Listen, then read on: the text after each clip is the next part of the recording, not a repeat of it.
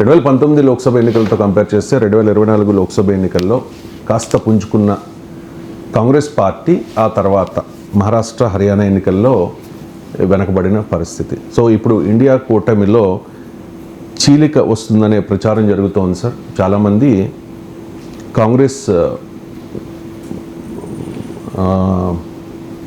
Congress lead తీసుకోవడాన్ని చాలామంది accept చేయట్లేనట్టుగా తెలుస్తుంది. లాలూ ప్రసాద్ యాదవ్ దీనికి సంబంధించి నిన్న కామెంట్ చేశారు. అలాగే ఇన్నాళ్ళు భారతీయ జనతా పార్టీకి సన్నిహితంగా ఉండి ఇండియా కూటమిలో భాగస్వామి కానీ వైఎస్ఆర్ కాంగ్రెస్ పార్టీ కూడా ఇప్పుడు మమతా నాయకత్వాన్ని బలపరుస్తున్న పరిస్థితి సార్. విజయసాయిరెడ్డి నిన్న మీడియాతో మాట్లాడుతూ ఇదే కామెంట్ చేశారు. So YSR Congress party India కూటమిలో చేరాలనుకుంటుందా? ఒకవేళ కాంగ్రెస్ కాకుండా మమతకి పగ్గాలు అప్పచెప్పితే వైఎస్ఆర్ కాంగ్రెస్ పార్టీ చేరుతుందా? చేరే అవకాశం తప్పనిసరిగా ఉంది. ఎందుకు అంటే నాన్ ఎన్డీఏ నాన్ ఇండియా కూటమి పక్షాల బలం తగ్గింది. మీకు ఈ 2024 ఎలక్షన్ చూస్తే ఉదాహరణకు బీఆర్ఎస్, బిజు జనతాదళ్, వైఎస్ఆర్ కాంగ్రెస్, ఏఐఏడిఎంకే, శిరోమణి అకాలీదళ్, ఈ 5 పార్టీలు ఎన్డీఏలో లేవు, ఇండియా కూటమి లేవు. శిరోమణి అకాలీదళ్, ఏఐఏడిఎంకేలు అంతకుముందు ఉండేవి. చివరి నిమిషంలో వారు ఎన్నికలకు కొంతకాలం ముందు వాళ్ళు ఎన్డీఏ నుంచి బయటకు వచ్చారు. మీరు గమనించండి, ఈ 5 పార్టీలు దెబ్బతిన్నాయి. సో అంటే చాలా క్లియర్గా ఎన్డీఏలోనూ ఇండియా కూటమిలోనూ ఉంటేనే ఈ పొలిటికల్ పోలరైజేషన్లో పార్టీలు నిలబడ్డాయి. మీకు ఈవెన్ బహుజన్ సమాజ్ పార్టీ 6వ పార్టీ, ఈ 6 పార్టీలు కూడా అడ్రస్ లేకుండా పోయాయి. మీరు గమనించండి. అందువల్ల వైఎస్ఆర్ కాంగ్రెస్లో కూడా ఒక చర్చ ఏంటంటే, మనము గనక ఇండియా కూటమిలో చేరకపోతే ఎన్డీఏలో చేరలేరు. ఎందుకు చేరలేరు అంటే మొదటి నుంచి చేరకపోవడానికి ఓ రీజన్ ఉంది. వాస్తవంగా నాకు తెలిసినంత వరకు 2019-2024 మధ్య కాలంలో తెలుగుదేశం పార్టీని ఎన్డీఏలో చేర్చుకోకముందు అనడం చేర్చుకోకముందు, ఎందుకంటే 2019 ఎలక్షన్ల తర్వాత నుంచి చంద్రబాబు నాయుడు సంకేతాలు పంపిస్తూనే ఉన్నాడు. కానీ వాళ్ళు అవుట్ ఆఫ్ కవరేజ్ ఏరియాలో ఉన్నారు. బీజేపీ వాళ్ళు ఎన్నికలకు చివరి వరకు కూడా శిచాపన చేసుకొని పెట్టుకున్నారు. అవుట్ ఆఫ్ కవరేజ్ ఏరియాలోనైనా ఉన్నారు, ఏరోప్లేన్ మోడ్లో ఉన్నారు.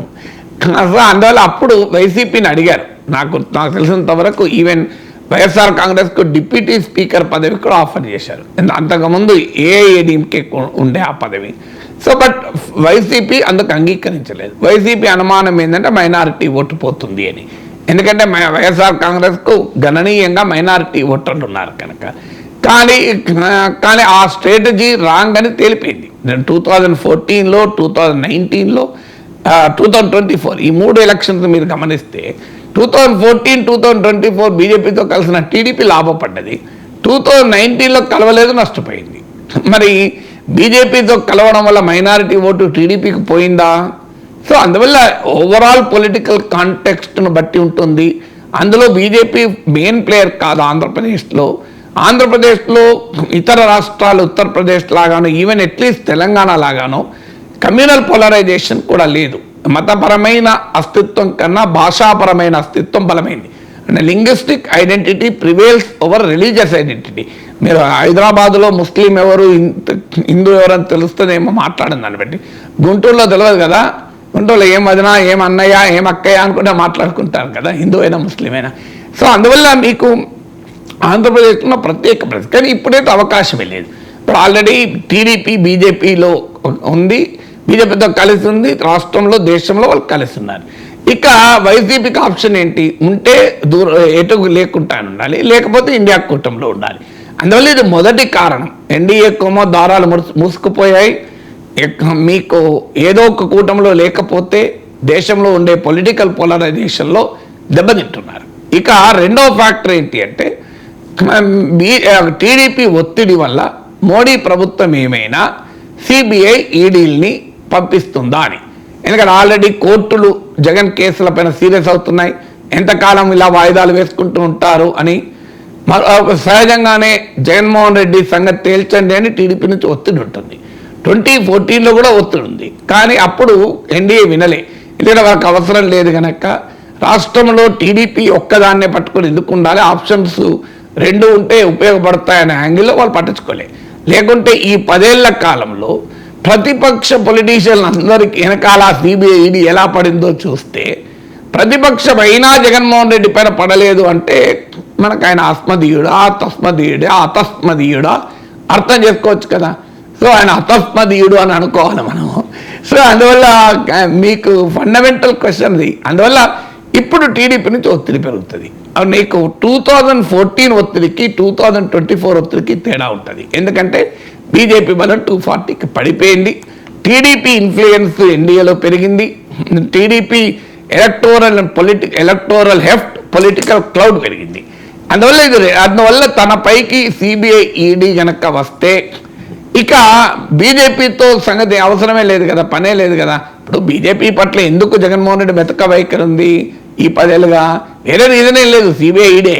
ఎందుకంటే ఈడీ మోడీని కాదంటే ఈడీ వస్తుంది, అందరూ తెలుసు కదా. అందువల్ల ఈడీ వద్దనుకున్నాడు కనుక మోడీని కావాలనుకున్నాడు జగన్.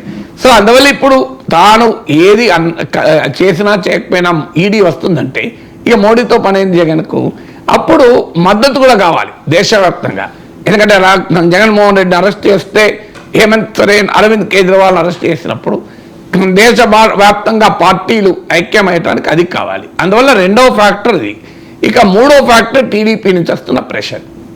మీరు గమనించి ఉంటుంది, ఢిల్లీలో జంతర్ మంతర్లో జగన్ దీక్షలు చేస్తే మీకు తృణమూల్ కాంగ్రెస్ నాయకుడు వచ్చాడు, ఈవెన్ అఖిలేష్ యాదవ్ వచ్చారు.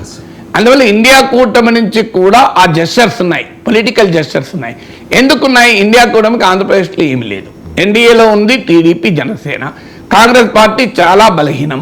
అందువల్ల ఇండియా కూటమికి ఏపీ ఖాళీ ఉన్నది. సో ఇండియా కూటమిలో కనుక ఆంధ్రప్రదేశ్కు చెందిన ఒక బలమైన పార్టీ, 40% ఓట్లున్న పార్టీ కదా. సో ఆ పార్టీ చేరుతుంది ఇండియా కూటమి ఎందుకు వద్దంటది? ఇప్పుడు తమిళనాడులో డిఎంకే ఉంది, కేరళలో కాంగ్రెస్ సిపిఎం ఉన్నాయి, తెలంగాణ సిపిఎం ఉంది, కర్ణాటకలో కాంగ్రెస్ ఉంది. మీకు ప్రతి స్టేట్లో ఒక పార్టీ ఉంది. మీరు గమనిస్తే లేని రాష్ట్రం ఏంటంటే ఆంధ్రప్రదేశ్. ఈ మధ్య ఒడిస్సాలో కూడా బిజు జనతాదళ్ కాస్త ఎన్డీఏకు వ్యతిరేకంగా ఇండియా కూటమితో కొంత ఐడెంటిఫై చేస్తుంది. కానీ అక్కడ ఒరిస్సాలో కాంగ్రెస్ కూడా ప్రత్యర్థి కనుక బిజు జనతాదళ్కు అక్కడ ఇంకా పాలిటిక్స్ క్లారిటీ రాలే. కానీ బట్ స్టిల్ బిజు జనతాదళ్ గతంలో లాగా బీజేపీ పట్ల అనుకూలంగా లేదు. అందువల్ల ఇంకా నిజంగా చెప్పాలంటే వైఎస్ఆర్ కాంగ్రెస్ ఆలస్యం. బిజు జనతాదళ్ ఎన్నికల మరుక్షణ నుంచి అసెంబ్లీ ఎన్నికల్లో బీజేపీ గెలిచింది, బిజు జనతాదళ్ ఓడించి. అప్పటి నుంచి బిజు జనతాదళ్ బీజేపీ పట్ల కాస్త వ్యతిరేక వైఖరి చెప్పి ప్రకటించారు కూడా, మేము ప్రతిపక్షం ఇక్కడ నుంచి అని.